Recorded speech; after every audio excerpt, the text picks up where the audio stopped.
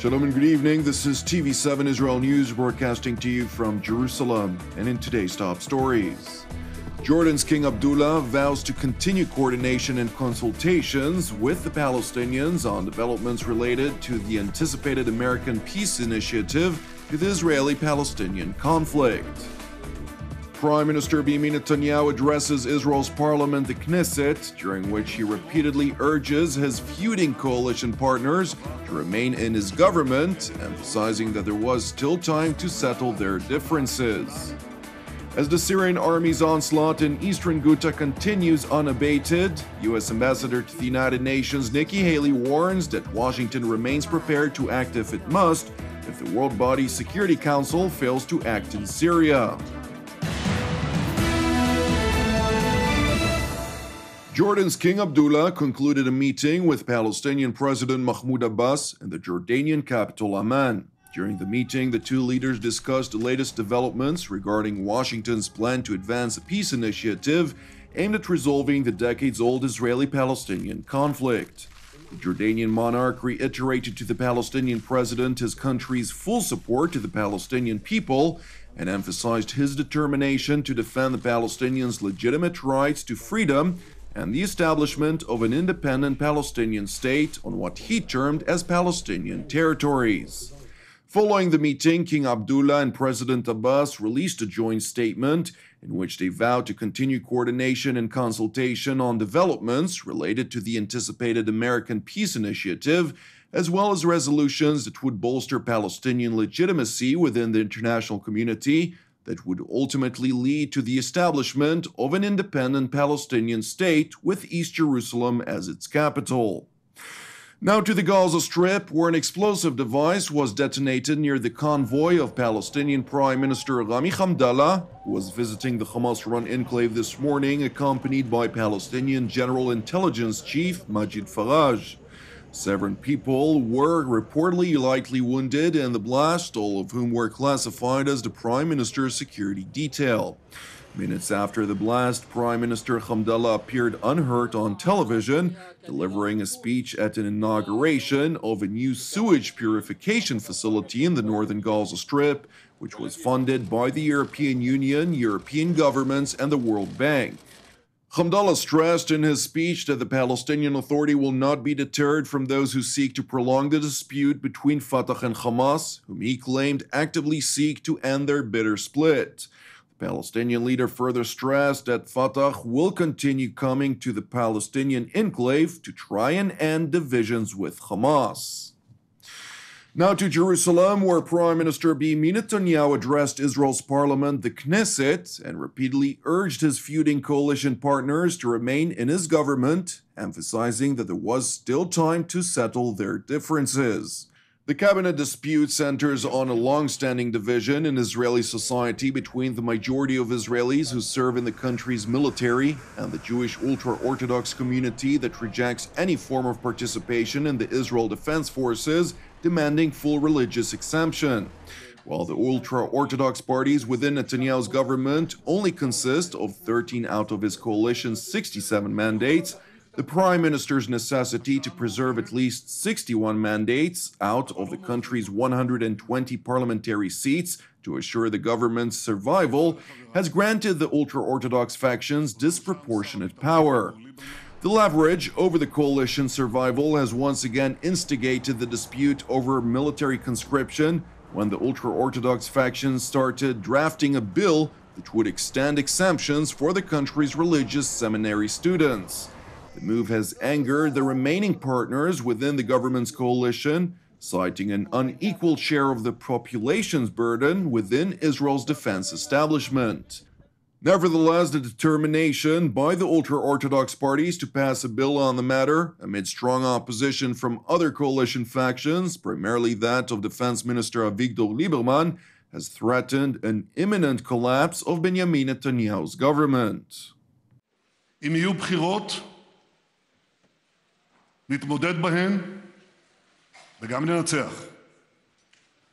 אבל אנחנו עוד לא שם. השעה מאוחרת, אבל לא מאוחרת מדי. צריך לעשות מאמץ עליון אחרון, כדי לשמור על הממשלה בהרכבה הנוכחי לאורך זמן, בגלל האתגרים הגדולים שעומדים לפנינו. אני קורא לחבריי, ובראשם שר הביטחון אביגדור ליברמן, וראשי הסיעות החרדיות, ואני אומר לכם, השעה מאוחרת, אבל לא מאוחרת מדי. צריכים לפעול באחריות. המדינה זקוקה לממשלה יציבה, איתנה, רחבה, שמתפקדת לאורך זמן. היא זקוקה לממשלה שלנו. The plea by Prime Minister Benjamin Netanyahu has not steered Defense Minister Avigdor Lieberman from his steadfast position on the matter, announcing during his weekly Israeli-Palestinian faction meeting that unless the ultra-Orthodox parties pull back from passing the military conscription bill, he would have no other choice but to resign from the coalition. אנחנו נילחם מבפנים. ברגע שחוק יעבור בקריאה שנייה ושלישית, אנחנו נסיק את המסקנות. Meanwhile, thousands of ultra-Orthodox Jews clashed with police in several locations across the Jewish state, including in Jerusalem and the central Israeli city of Bnei Brak. In an effort to disperse the protest, riot police used crowd dispersal means, including mounted officers and water cannons. The ultra-Orthodox protesters carried signs rejecting the Israeli military and any form of conscription to it. The protesters chanted different slogans, including an assertion that the study of the Torah and rabbinic rulings is vital for the continued survival of the Jewish people. Now, with regard to the ongoing conflict in Israel's northern neighbor Syria, as the Syrian army's onslaught in eastern Ghouta continues unabated, U.S. Ambassador to the United Nations Nikki Haley warned that Washington remains prepared to act if it must if the World Body Security Council failed to act on chemical weapon violations in the war-torn country. The ceasefire has failed. The situation of the civilians in eastern Ghouta is dire, and the United States is acting. We have drafted a new ceasefire resolution that provides no room for evasion. It is simple, straightforward, and binding. It will take effect immediately upon adoption by this Council. It contains no counterterrorism loopholes for Assad, Iran, and the Russians to hide behind. And it focuses on the area the Secretary General has identified, and that the world can see holds the greatest urgency for lives of innocent civilians, Damascus City and eastern Ghouta. If Russia, Iran, and Assad cannot agree to stop the bombing in this limited part of Syria for this limited amount of time, they will not agree to anything that's worthwhile. But we also warn any nation that is determined to impose its will through chemical attacks and inhuman suffering, most especially the outlaw Syrian regime, the United States remains prepared to act if we must. It is not the path we prefer, but it is a path we have demonstrated we will take, and we are prepared to take it again. Ambassador Haley's warning came as the United States asked the Security Council to demand an immediate 30-day ceasefire in Damascus and rebel-held eastern Ghouta, where Syrian President Bashar al-Assad's forces, backed by Russia and Iran, say they are targeting terrorist groups which are shelling the capital.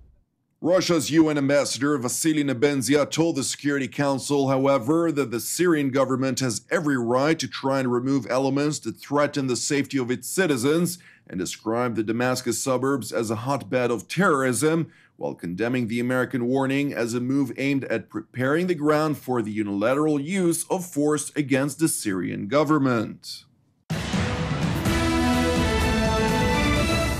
Thank you for watching us. Praying for the peace of Israel and the peace of Jerusalem. I'm Jonathan Hassan. Have an Erev Tov, and we will see you again tomorrow at the same time.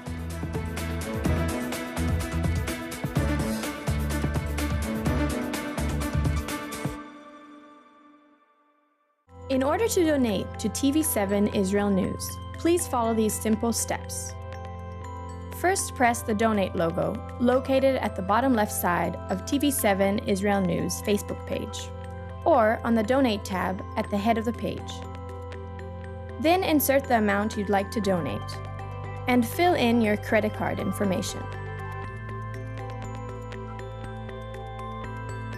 Just like this. And press Review Donation and continue. After reviewing your donation details, please press Donate to finalize your donation. That's it! Your donation is now complete, and an email with your donation details has been sent to your email address. You can also print your donation receipt by pressing the link here. Thank you for supporting TV7 Israel News.